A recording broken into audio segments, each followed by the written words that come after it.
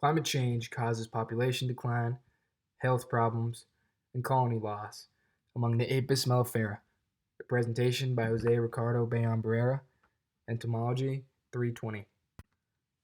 In this presentation, I will show how warming climates and fossil fuel usage have very serious negative effects on honeybee populations, individual health, and honeybee colonies.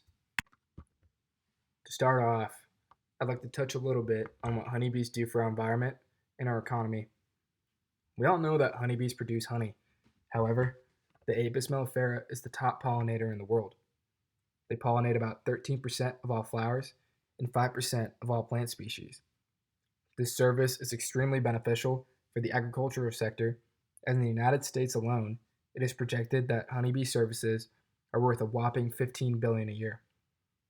The pollination these bees provide help plant species flourish, spread their seeds, and in turn, keeps the environment in equilibrium. Moving forward, let's analyze the global temperature changes over the past 50 years. As we can see on the NOAA graph depicting climate change anomalies from 1920 to 2015, it is ridiculous to say that the Earth is not warming. We see that temperatures remain somewhat constant until about the 1980s, where we begin to see tremendous exponential growth in the warm anomalies. In the later years of this graph, the anomalies are creeping up to 1 degree Celsius in warmth. So why is this happening? Many have attributed this spike to the rising dependence on fossil fuels, creating major carbon emissions. As far as fossil fuels go, there's three major players: natural gas, gasoline or petroleum, and coal. Of these three, coal is by far the most widely used and is also one of the top pollutants. We can see on the first graph the role each of these fossil fuels has in the worldwide consumption. Furthermore, as we can see on the second graph, even though consumption of fossil fuels per capita is declining, natural gas, gasoline, and coal all experienced a tremendous growth from 1975 to 2017.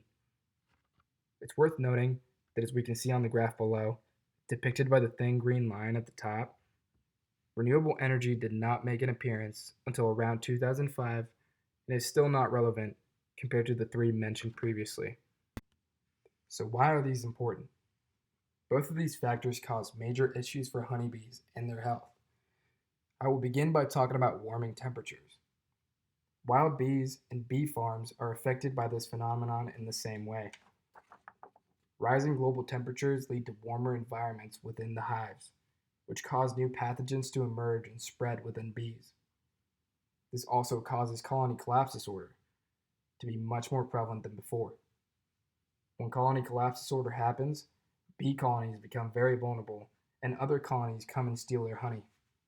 Between 2007 and 2015, colony collapse disorder accounted for 28.8% of colony loss, almost double the previous rate of 15%. Now let's discuss fossil fuel emissions itself without it contributing to the warming of the planet. It's no secret that fossil fuel emissions worsen air quality, which bring about many health issues in humans. The issues don't stop there. They affect animal species alike. In recent years, the air quality in developing countries has declined significantly. The continent of Africa, which is home to a significant percentage of Apis mellifera, has experienced a huge growth on bad air quality and is projected to be significantly worse by 2030. This is very important to honeybee populations because when the air is infested with high levels of metals, nitrogen oxides, carbon dioxide, or even dust, it leads to several health issues in honeybees, such as cancers, strokes, respiratory problems, or even heart failure. So how does this correlate to honeybee populations? As we can see on the graph depicting U.S. honeybee colonies, starting in 1989, we see a steep decline in population. It's worth noting that the graph is almost completely inverse to the fossil fuel usage chart and NOAA anomalies graph.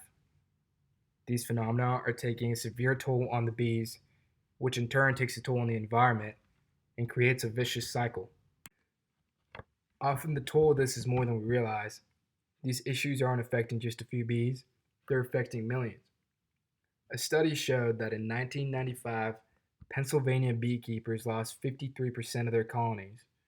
And in 2007, some beekeepers experienced 80 to 100% loss which coined the term disappearing disease. The cause of this is attributed to fungal diseases such as the Ascosphaera apis, prevailing in warmer halves where they're very easy to spread and infect a massive amount of bees, or the parasitic mite Varroa destructor. Even though the Apis mellifera is not classified as endangered as of right now, many scientists fear its extinction is in the near future, which would prove catastrophic for the planet. So, what can we do? The answer to this is very simple. It seems that a lot of the measures people advocate to slow climate change go hand in hand with saving the bees. Furthermore, many of the peer reviewed journals I read for this project mentioned the lack of knowledge on honeybee health. Funding research into this is promising in making strides in saving the bees.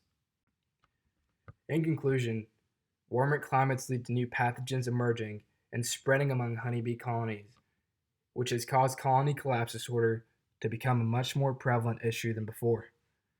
And fossil fuel emissions, which contribute to low air quality, have driven health problems to rise among Apis mellifera populations. If we don't take a stand and do something about it, we run a great risk of losing this vital pollinator. Here are my peer-reviewed sources for this project. Thank you for your time.